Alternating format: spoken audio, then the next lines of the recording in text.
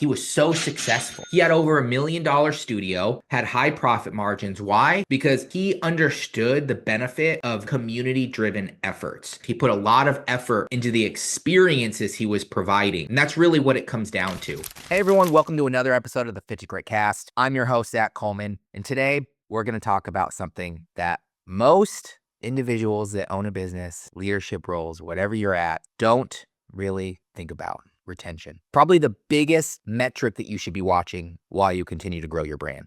Retention. So we're going to go into the secrets of building a lasting membership loyalty and how that's really going to affect your studio. Going through some of the topics today.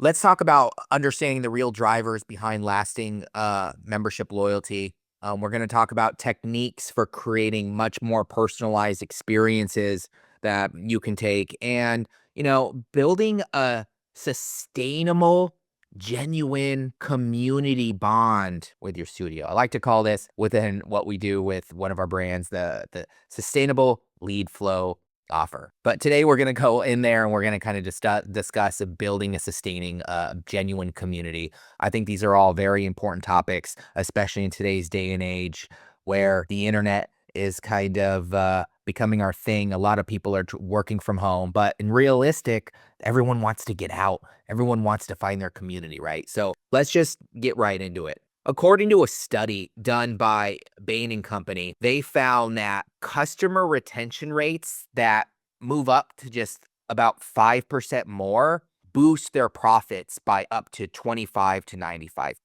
In the studio realm, that would be lowering your churn rate from, let's say, 8% down to 4%.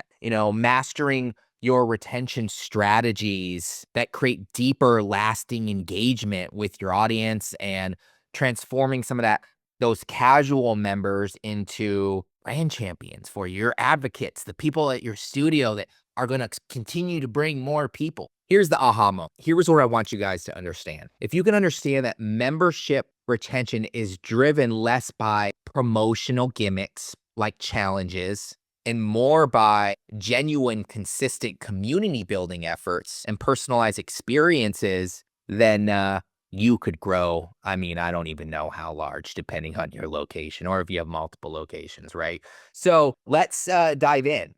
A story I'd like to talk about a year ago now. I think it was a year ago. I was talking to this studio owner. This studio owner was not part of a franchise. He was part of a licensing agreement. And he was actually buying out the licensing agreement and growing his own studio because, you're going to see a lot of marketing studios, especially the individuals that I call the basement dweller ones, that are just people that think that marketing it's really just the marketing people that you think that you keep utilizing because you want to go cheap, but actually don't provide results.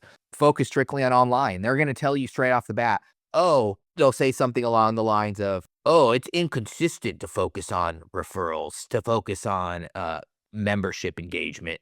That's inconsistent. You need digital marketing. I'm not going to be the first to tell you, as someone that does digital marketing with a big emphasis on branding and audience, that you are in a space that thrives on community. So that's what you need to focus on. So you're probably frustrated. You're probably still seeing, if you're listening to this cast or watching, you're probably going through situations right now where you do a challenge. This is what I hear all the time. You have a free offer. You're bringing in people that aren't really reliable on your offers. Those people tend to stay maybe a month and then they leave. Your retention rate's horrible.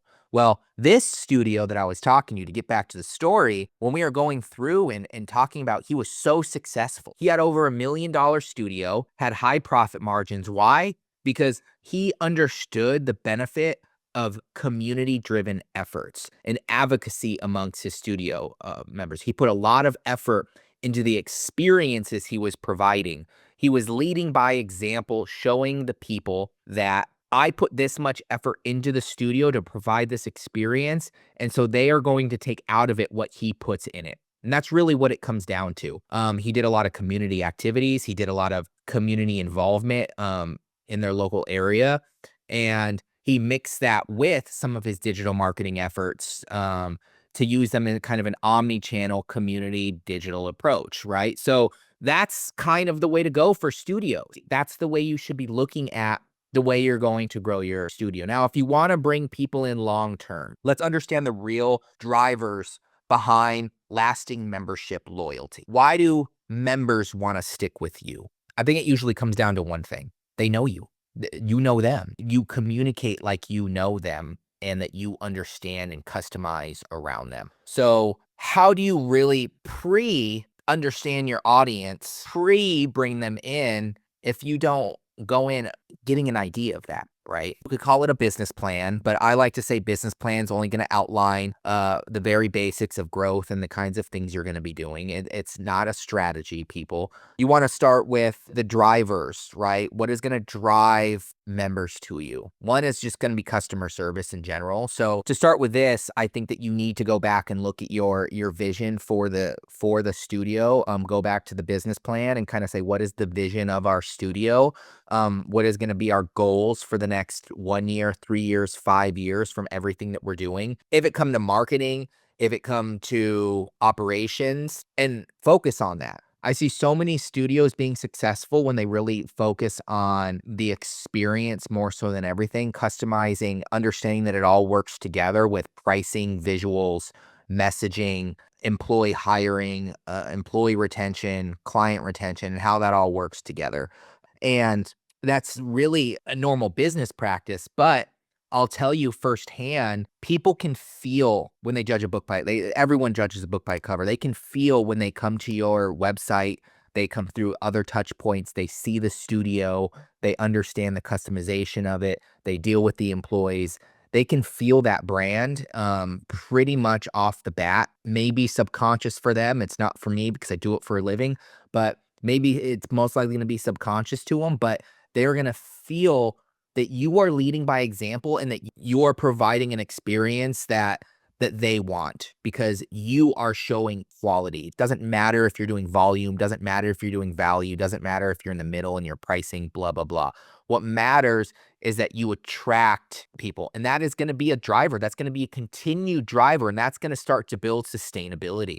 Another driving factor, going down into some techniques here, is stop focusing on these continuing challenges, giving yourself marketing fatigue.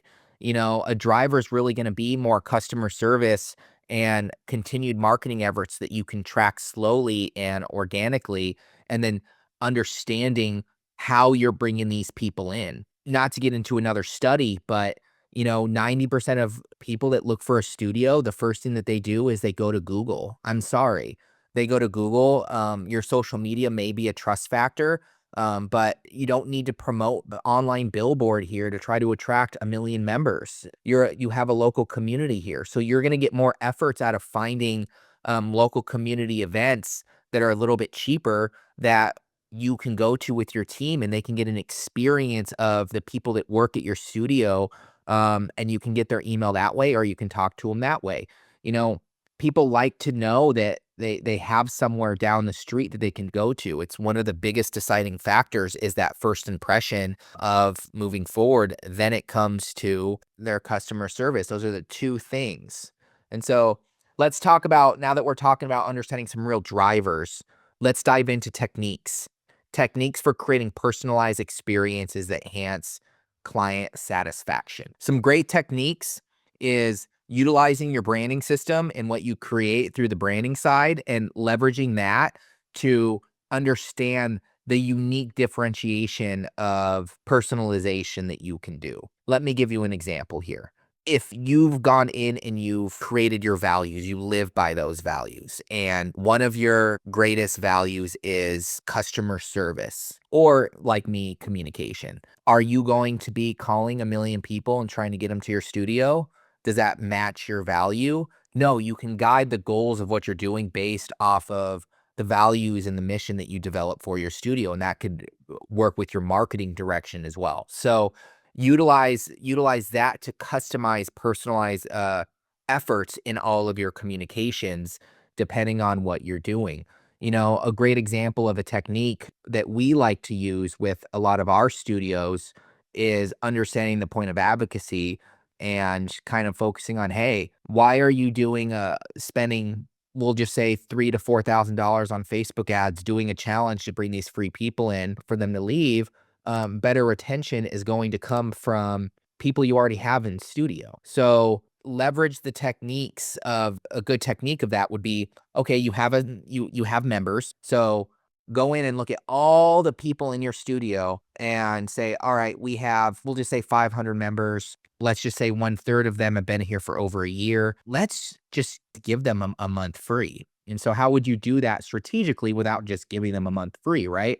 Well, ask for a review. That review is going to boost you higher in your advocacy. They themselves are now going to have you at top of mind. And then right after that, then you do the promotion of, hey, if you have any friends, if you have anybody associated with you, and you can do this in certain platforms, set up an email campaign to hit people at certain times for that. We do have partnerships with some of the larger companies that focus on post-sale type retention and retainer model. So, always reach out to me. We have a call. You're working with us. We have promotions that you can utilize and strategies you can utilize with those platforms, yada, yada, yada. Just reach out to us and we can talk about that. But really want you to focus on understanding the difference between using already existing members that have high retention and allowing them to bring in like-minded individuals that match the same values that you match with the organization. And that's an easy way without having marketing spend that you can do that.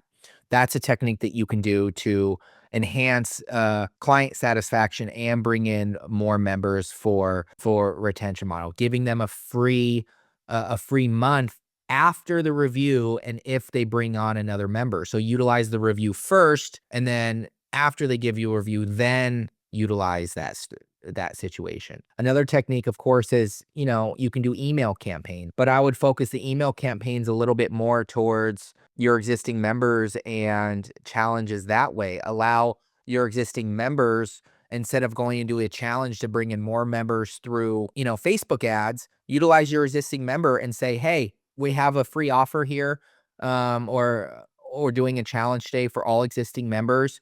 Bring a guest. That way you're using your existing members as your advocates, and you can even set those challenges based off of different pricing structures or retention within the studio to help attract better members. Those are just some thoughts, but that's a way that you can start leveraging and building better retention, is by starting to use existing members instead of utilizing pre-purchase. Now, how do you build a sustainable, genuine community bond with your members, your team, and all that?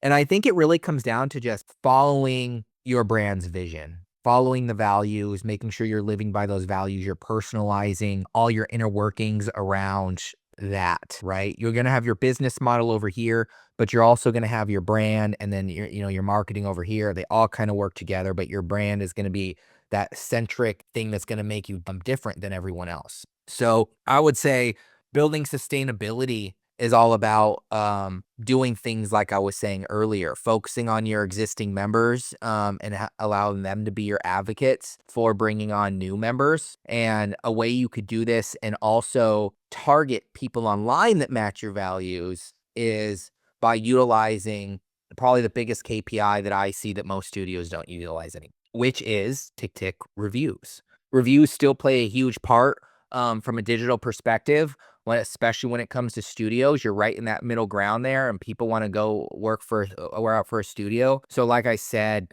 if you utilize getting reviews as a KPI for you on a larger basis, then you will outrank other studios in your area organically.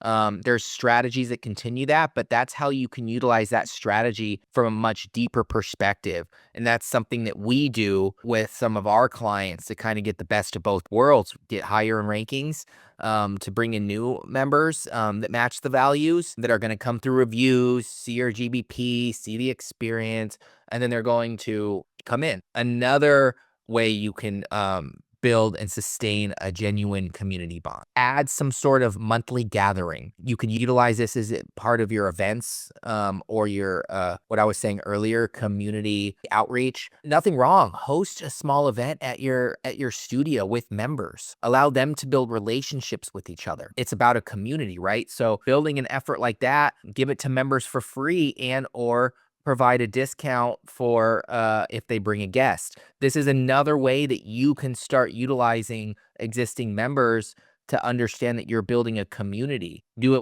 can do it with what I would call challenges, but certain types of classes. You can even do, hey, we're doing a special class. We're thinking about bringing this type of class on. You can utilize that as a hybrid model. You can utilize your existing audience to build that experience. And that's what it really comes down to. Now, that's it for today's cast. I'll let you all get back to it for your day. I'm Zach Coleman. This is another episode of the Fit to Great Cast. I hope to see you guys all next time. And again, if you're listening to this, go down, leave a review. If you're listening to this, we'd love for the podcast to grow. We're really trying to grow our review count. And if you're watching this on our YouTube channel, just be sure to go down and subscribe. We're trying to build this audience up, bring more advocacy, bring more knowledge to the industry. We do have some special partnership announcements coming soon with some other brands in the industry. Once we get those finalized, I'll reach out and let everyone know what we're up to and how we're looking to expand and grow our offerings and everything that we're doing. But other than that, again, Zach Coleman, stay gritty.